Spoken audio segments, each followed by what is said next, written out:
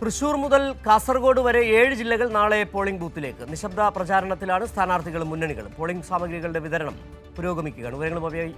വിവരങ്ങളുമായി ഇപ്പോൾ കണ്ണൂരിൽ നിന്നും എം സന്തോഷ് ചേരുന്നുണ്ട്. സന്തോഷ്, നിലവിൽ കഴിഞ്ഞ ദിവസം കണ്ടതാണ് വലിയ തരത്തിലുള്ള കൊട്ടിക്കലാശം. ഇന്നിപ്പോൾ നിശബ്ദ പ്രചാരണമാണ്. വലിയ തരത്തിലുള്ള രാഷ്ട്രീയം എല്ലാ ജില്ലകളിലും 7 ജില്ലകളിലും ചർച്ച ചെയ്യപ്പെട്ടിട്ടുണ്ട്.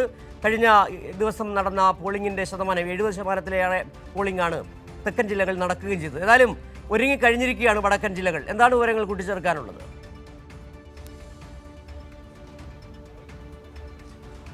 സിജു, തീർച്ചയായും തിരഞ്ഞെടുപ്പിന്റെ ആവേശകരമായിട്ടുള്ള കൊട്ടിക്കലാശത്തിന് ശേഷം ഇന്ന് സ്ഥാനാർത്ഥികൾ പരമാവധി വോട്ടർമാരെ അവസാന വട്ടവും നേരിട്ട് കണ്ട് വോട്ട് അഭ്യർത്ഥിക്കുന്ന തിരക്കിലാണ്. രാവിലെ നമ്മൾ സ്ഥാനാർത്ഥികൾക്കൊപ്പമെല്ലാം തന്നെ സഞ്ചരിച്ചിരുന്നു. അവസാന ഘട്ടം വീടുകളിലെത്തി വോട്ടർമാരെ നേരിട്ട് കണ്ട് വോട്ട് ഉറപ്പിക്കുന്ന തിരക്കിലാണ് സ്ഥാനാർത്ഥികൾ എല്ലാം തന്നെ ഉള്ളത്. അതോടൊപ്പം തന്നെ രാഷ്ട്രീയ പാർട്ടികളും മുന്നണികളും എല്ലാം തന്നെയും ഈ പ്രചരണത്തിനാണ് ഇന്ന് പ്രാധാന്യം നൽകുന്നത്. വോട്ടർമാരെ നേരിട്ട് കാണുന്നതിനാണ്.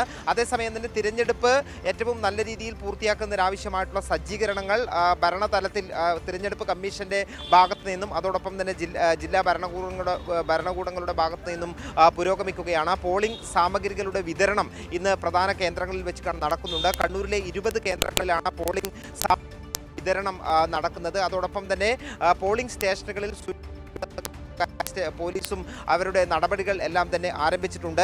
രാഷ്ട്രീയ പാർട്ടികൾ ഇന്ന് ഈ നിശബ്ദ പ്രചരണം നടത്തുമ്പോൾ പരമാവധി വോട്ട് ശ്രമിക്കുന്നു. കണ്ണൂരിലെ കാര്യം പ്രത്യേകിച്ച് എടുത്തു പറയുകയാണെങ്കിൽ കഴിഞ്ഞ തിരഞ്ഞെടുപ്പിൽ മാത്രമല്ല തദ്ദേശ തിരഞ്ഞെടുപ്പുകളിൽ കണ്ണൂർ ജില്ലയിൽ ഇടതുപക്ഷത്തിന് വളരെ വ്യക്തമായിട്ടുള്ള മേധാവിത്വം ലഭിക്കുന്നതാണ് ഇതുവരെയുള്ള തദ്ദേശ തിരഞ്ഞെടുപ്പ് ചരിത്രത്തിൽ. കഴിഞ്ഞ തദ്ദേശ തിരഞ്ഞെടുപ്പിലും LDF ജില്ലയിൽ